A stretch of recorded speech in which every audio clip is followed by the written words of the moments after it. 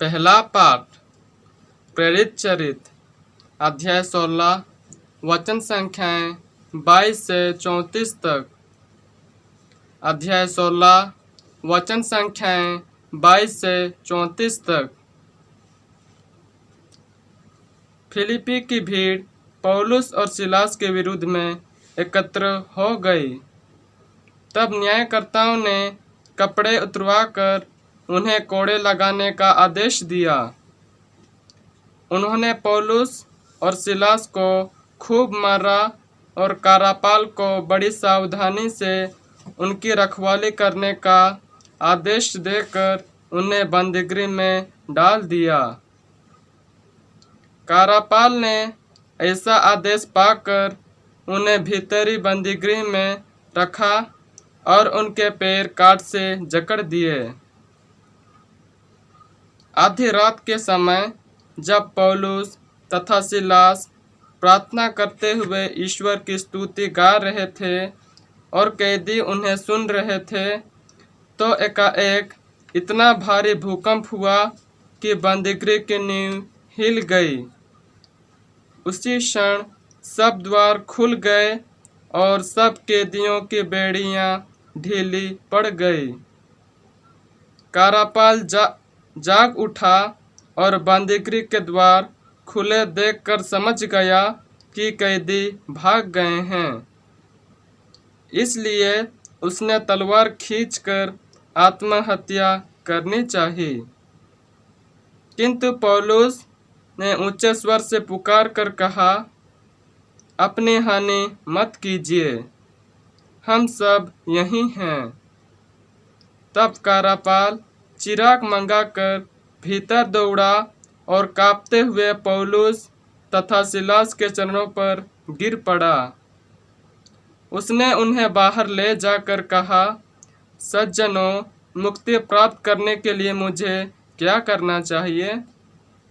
उन्होंने उत्तर दिया, आप प्रभु यीशु में विश्वास कीजिए तो आपको और आपके परिवार को मुक्ति प्राप्त होगी।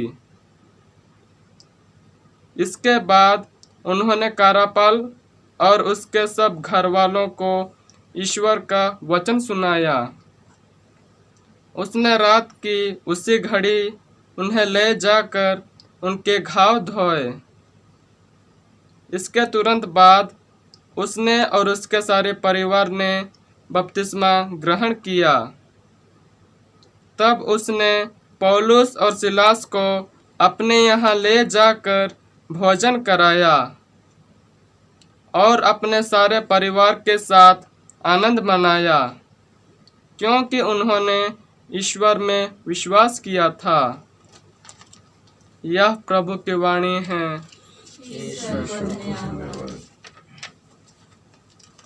भजन अनुवाक्य।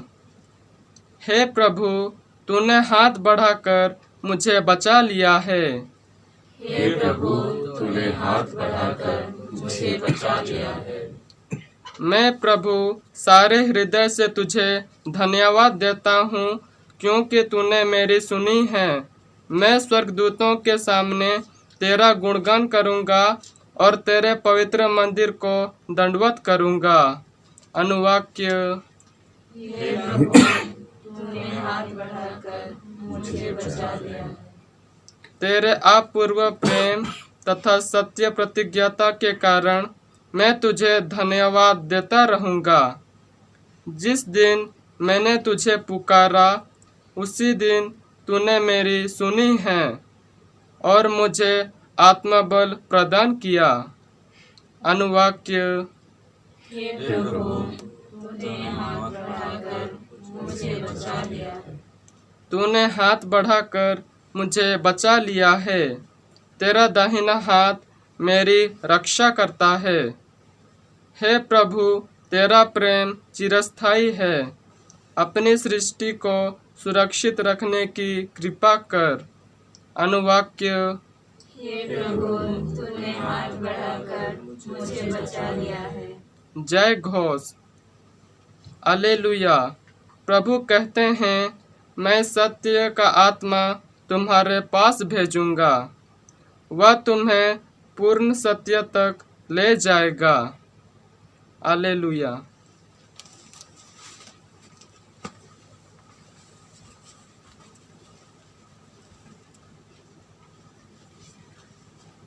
प्रभु आप लोगों के साथ हो। और आपके आत्मा के साथ भी। संत योहन के अनुसार पवित्र सुसमाचार प्रभु की जय। अध्याय 16 वचन संख्याएं 5 से 11 तक। संत योहन का सुसमाचार अध्याय 16 वचन संख्याएं 5 से 11 तक। मैंने प्रारंभ से ही तुम लोगों से यह नहीं कहा, क्योंकि मैं तुम्हारे साथ था। अब मैं उसके पास जा रहा हूं जिसने मुझे भेजा, और तुम लोगों में कोई मुझसे यह नहीं पूछा कि आप कहां जा रहे हैं। मैंने तुमसे यह कहा है, इसलिए तुम्हारे हृदय शोक से भर गया है। फिर भी मैं तुम लोगों से सच कहता हूं, तुम्हारा कल्याण इसमें है कि मैं चला जाऊं। यदि मैं नहीं जाऊंगा तो सहायक तुम्हारे पास नहीं आएगा। यदि मैं जाऊंगा तो मैं उसे तुम्हारे पास भेजूंगा। जब वह आएगा तो पाप, धार्मिकता और दंडाज्ञा के विषय में संसार का भ्रम प्रमाणित कर देगा। पाप के विषय में, क्योंकि वे मुझ में विश्वास नहीं करते। धार्मिकता के विषय में, क्योंकि मैं पिता के पास जा रहा हूं और तुम मुझे और नहीं देखोगे। दंडाज्ञा के विषय में, क्योंकि इस संसार का नायक दोषी ठहराया जा चुका है। यह प्रभु का पवित्र सुसमाचार है। ख्रिस्त की जय।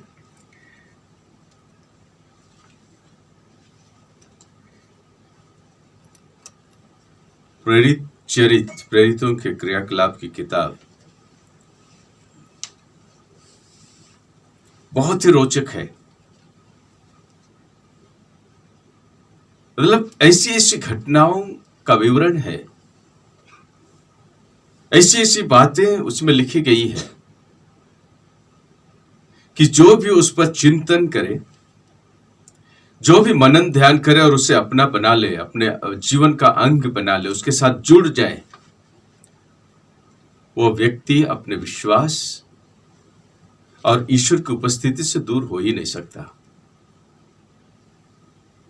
भले ही आप सुसमाचार को नहीं समझ पाए होंगे कि प्रभु यीशु ने अपने पवित्र मुख से क्या कहा। प्रेरित लोग भी नहीं समझे थे, और मैं समझता हूं आप भी नहीं समझे, मैं भी ठीक से नहीं समझ पाया हूं। हाँ, पर जब पवित्र आत्मा आएगा, जब वो बोलना शुरू करेगा तो सब साफ साफ समझ में आएगा। पाप के बारे, दंडाज्ञा के बारे और बहुत सारी बातें पवित्र आत्मा पूरा पूरा समझाएगा। इसलिए सुसमाचार के को बाद में हम थोड़ा समझेंगे, लेकिन प्रेरित चरित के जो वचन हमने सुना है, अध्याय 16 का 5 से 11 तक, नहीं 16 का 22 से 34 तक, पौलुस और उसके सहयोगी सिलास को बंद क्यों किया गया जेल में, उनको क्यों कोड़े से जोर से पीटा गया। इसीलिए मैं कहता हूं कि जिस दिन का पाठ दिया हुआ है उसको केवल नहीं लेकिन पूरा पाठ पढ़ें, तब समझ में आएगा। मैंने वैसे ही किया, तभी समझा कि क्यों पौलुस और सिलास को गिरफ्तार किया गया, कोड़े से मारा गया। उसको हम लोग को 16 वचन से पढ़ना पड़ेगा, जो कि आज छोड़ दिया गया है आज के पाठ में। 16 वचन, अध्याय 16 का 16, इजी टू रिमेंबर, उसे याद करने के लिए बहुत सहज है। अध्याय 16 का 16 प्रेरित चरित। किसी दिन प्रार्थना गृह जा रहे थे कि एक कम उम्र वाली दासी से हमारी भेंट हुई। पहला कैरेक्टर, एक नवजुवक, एक दासी, एक लड़की। आज के पहले पाठ में एक तरफ पौलुस, सिलास और मेरे ख्याल से लूकस भी है, जो भी कि यहाँ कहीं लिखा नहीं है, लेकिन जब पढ़ते हैं तो लगता है कि लूकस भी है सिलास भी है, पौलुस भी है। एक तरफ ये लोग हैं जो कि प्रभु वचन के लिए वहां गए हैं, घोषणा कर रहे हैं, पवित्र आत्मा से भरे हुए हैं। पौलुस को तो हम जानते हैं, उसको पत्थरों से मार करके उसको गड्ढे में फेंक दिया था। और जब उसके दोस्त लोग, विश्वासी लोग, ख्रिस्ती लोग उसके चारों ओर आकर प्रार्थना किए तो उठ गया, फिर से वापस गया है सुसमाचार सुनाने।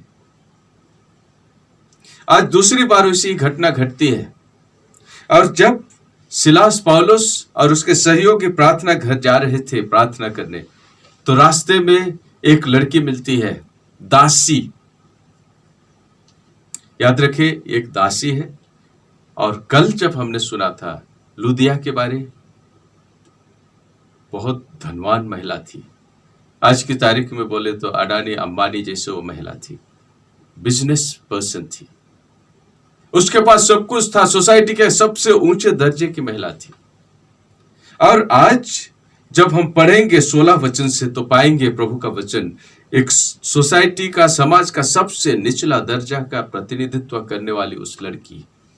एक है लुदिया, सबसे ऊंचे दर्जे वाली, उस समाज का प्रतिनिधि करती है, जो कि उनका मन परिवर्तन होता है और प्रेरितों को बुलाता है अपने घर में, सेवा सत्कार करती है, पूरा परिवार मिलकर के। और आज हम लोग पाएंगे जब 16 से, ठीक कल 15 तक पढ़े थे, आज 16 से पढ़ेंगे, तो एक सोसाइटी का सबसे निचले तबके की लड़की उनका प्रतिनिधित्व करती है। उस पर भविष्यवाणी करने का भूत सवार है, evil spirit to tell the future। और उस जवान लड़की का गलत इस्तेमाल करते थे उस आसपास के लोगों को, और उसको भविष्यवाणी करा करके रुपया इकट्ठा करते थे अपने लिए। भविष्यवाणी करो, इस व्यक्ति के बाद लोग आते थे ना, हस्तरेखा देखने आते हैं ना, पैसा देते हैं, हाथ देखता है, फिर वहां कभी तोता को रख देगा और तोता उठाएगा, फिर वहां से पढ़ेगा, फिर पैसा लेगा। मैंने भी बचपन में कराया था और ऐसी ऐसी बातें बतलाई थी जो कि बतलाने के लायक भी नहीं है, पर मजा आता है। तो वैसे ही उस लड़की को वहां उस समाज के, उस शहर के लोग, जो बड़े बड़े अधिकारी लोग थे, उपयोग करते थे। यहाँ बैठाएंगे, कल वहां बैठाएंगे, दूसरा जगह। और लोग आते थे, भविष्यवाणी करती थी दुष्ट आत्मा से भर करके, और उनको पैसा मिलता था, कमाते थे, खूब कमाते थे। और जब पौलुस और सिलास वहां पहुंचते हैं, ये महिला, ये लड़की कहाँ चुप रहने वाली है, चिल्ला चिल्ला कर घोषणा करती है। याद रहे, दुष्ट आत्मा भी बहुत अच्छा घोषणा करता है। यीशु के साथ भी हुआ था ना, हम जानते हैं कि आप कौन हैं, ईसा नासरी है, ईश्वर के भेजे हुए परम पावन पुत्र। यीशु ने उन्हें डांटा था, चुप रह। वैसे ही आज सिलास और पौलुस को देख करके ये लड़की, दुष्ट आत्मा से भरी हुई यह लड़की बोलती है, सब उसके पीछे पीछे भागती है। पौलुस और सिलास जब जा रहे हैं तो उनके पीछे पीछे भागती है और चिल्ला रही है, ये लोग सर्वोच्च ईश्वर के सेवक हैं और आप लोगों को मुक्ति का मार्ग बताते हैं। बिल्कुल सही है। पौलुस और सिलास अगर सतर्क नहीं होते तो समझते कि हाँ, ये पवित्र आत्मा से भरी हुई लड़की है, इसको मालूम हो गया कि हम क्या कर रहे हैं। लेकिन वो पवित्र आत्मा नहीं था, दुष्ट आत्मा से भरी हुई लड़की थी। और जब ऐसे बार बार वैसे करती थी तो पौलुस को गुस्सा आ गया और क्या कहा उसने, 18 वचन संख्या का दूसरा भाग देखिए, मैं तुझे ईसा मसीह प्रभु के नाम पर इससे निकल जाने का आदेश देता हूं। पौलुस गुस्से में आकर के डांटता है, फटकारता है शैतान को, उस लड़की को नहीं। और वह उसी क्षण उस लड़की से निकल गया, दुष्ट आत्मा निकल गया, वो लड़की फ्री हो गई। अब लोगों को पता चलता है कि आप, हमारा इनकम खत्म हो गया है, भविष्यवक्ता या लड़की अब ठीक हो गई है।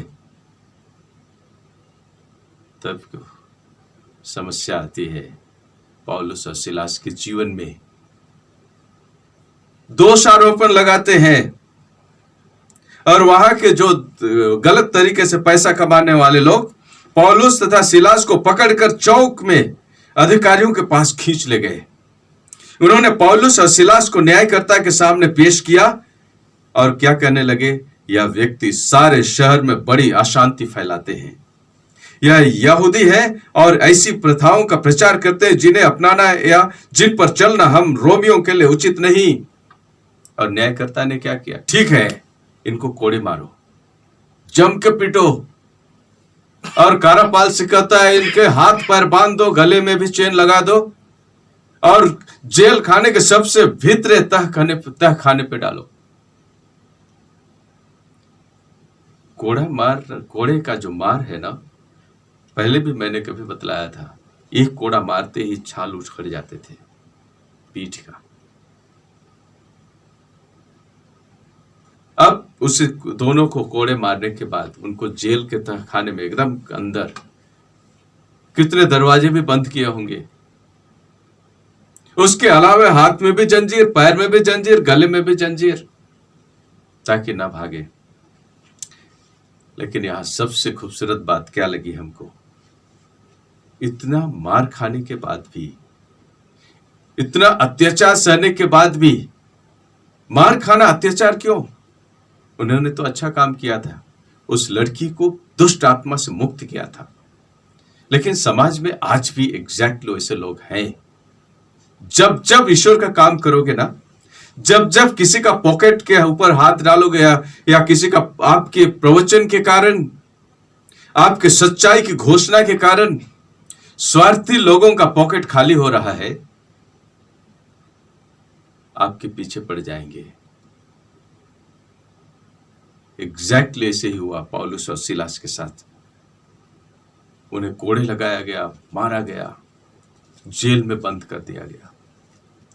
लेकिन पौलुस और सिलास, कितने घाव थे होंगे, कितना दर्द था होगा, लेकिन प्रभु यीशु के उस कोड़े खाने की याद में वो अपना दर्द भूल गए। प्रभु यीशु को उस पीड़ा सहने के साथ अपने को आइडेंटिफाई करते हैं, उसके साथ मिलाते हैं। हमारा गुरु और प्रभु को ही ऐसा ही हुआ था, तो हम क्यों चिल्लाएं, क्यों रोएं, क्यों विलाप करें? और जेल खाने में वे आधी रात को स्तुति और प्रार्थना का गीत गाने लगे, हालेलुया हालेलुया स्तुति करने लगे। और जेल खाने के सभी कोई सुन रहे हैं ध्यान से। याद रहे, चाहे दुख हो, परेशानी हो, कुछ भी हो, हर परिस्थिति में ईश्वर की स्तुति करे ना। तो जैसे वहां जेल खाने में हुआ, भूकंप जैसा एकदम भूडोल होने लगा, जेल खाने के सभी दरवाजे खुल गए। पौलुस और सिलास के हाथ और गले और पैर में जो जंजीर था, लकड़ी से बांध दिया गया था, सब टूट गया। कारापाल जब देखता है कि जेल खाना खुला है, दौड़कर देखता है, जाता है, और अब तो कोई चारा नहीं है कि उसके जो बंदी गृह के में जो डाला है, वो लोग भाग गए सभी कोई, और अपने को मार डालना चाह रहा था। पौलुस अंदर से देख रहा है, मजा ले रहा है। और जब कारापाल अपने को आत्महत्या करना चाहता है, चिल्लाता है, अपने को हानि नहीं पहुंचाओ, हम सब यही है, कोई नहीं भागे हैं। देखिए, बहुत खूबसूरत बात। जहां ईश्वर का सेवक है, वहां पवित्र आत्मा है और काम करेगा ही। कारापाल, जेलर, ईश्वर के सेवकों को तह खाने में एकदम सबसे अंदर के दरवाजे में, कारावास के अंदर के कमरे में बंद करके कितना लेयर दरवाजा बंद किया था, जिसमें ईश्वर का आत्मा है, उसको कोई बंद नहीं कर सकता, उसे कोई चेन से जकड़ नहीं सकता। और यहां ईश्वर के सेवक लोग अपनी चिंता किए बगैर उस कारापाल के लिए प्रार्थना कर रहे थे, रात के आधी रात के समय। कारापाल जो जंजीर, आत्मिक जंजीर में जकड़ा हुआ है, उसके छुटकारे के लिए प्रार्थना कर रहे थे। वास्तव में पौलुस और सिलास जेल में बंद नहीं है, भले उनके शरीर को डाल दिया है, चेन डाल दिया है, दरवाजे बंद किए हैं, लेकिन वास्तव में देखा जाए तो कारापाल को जेल में बंद किया हुआ है आत्मिक रूप से, और उसके छुटकारे के लिए यह धर्मी व्यक्ति प्रार्थना करते हैं। और जब पौलुस चिल्लाता है अपने को हानि ना पहुंचाए भाई, हम लोग सब यही हैं, मशाल लेकर जाता है, सही में ही लोग बैठे हैं प्रार्थना कर रहे हैं। उसके बाद क्या करता है, उन पर घुटने टेक कर कहता है, प्रभु भाई हमें बताओ कि हम क्या करें। खूब अच्छी तरह, बहुत ही अच्छा लगता है। इसको पढ़िए, आप लोग इसको पढ़िए ध्यान से। 28 में, किंतु पौलुस ने ऊंचे स्वर से पुकार कर कहा, अपनी हानि मत कीजिए, हम सब यही हैं। कारापाल चिराग लेकर मंगाकर भीतर दौड़ा और कांपते हुए पौलुस तथा सिलास के चरणों पर गिर पड़ा। उसने उन्हें बाहर से जाकर कहा, सज्जनों, मुक्ति प्राप्त करने के लिए मुझे क्या करना चाहिए। देख रहे हैं, उस व्यक्ति के कारापाल का जंजीर टूट गई। पौलुस और सिलास ने क्या कहा, आप प्रभु यीशु में विश्वास कीजिए तो आपको और आपके परिवार को मुक्ति मिलेगी। आप प्रभु यीशु में विश्वास कीजिए तो आपको और आपके परिवार को मुक्ति मिलेगी। इसके बाद उन्होंने राजपाल, कारापाल और उसके सब घर वालों को ईश्वर का वचन सुनाया। देखिए, पौलुस और सिलास कारापाल के घर चले गए। और बहुत मजेदार बात तो यह है, जो व्यक्ति कोड़े लगवाया था अभी उनके घाव को मलहम लगा रहा है, धो रहा है, फर्स्ट एड दे रहा है और उनके सामने भोजन परोसता है। उसी घड़ी उन्हें ले जाकर उनके घाव धोए। इसके तुरंत बाद उसने और उसके सारे परिवार को बपतिस्मा मिलता है। सारे परिवार ने बपतिस्मा ग्रहण किया। तब उसने पौलुस और सिलास को अपने यहां ले जाकर भोजन कराया और अपने सारे परिवार के साथ आनंद मनाया, क्योंकि उन्होंने ईश्वर में विश्वास किया था। धन्य है वह कारापाल। हम धन्य हैं, जरूर आप और मैं भी धन्य हैं। कारापाल की तरह नहीं, पौलुस और सिलास की तरह अत्याचार सहते हैं।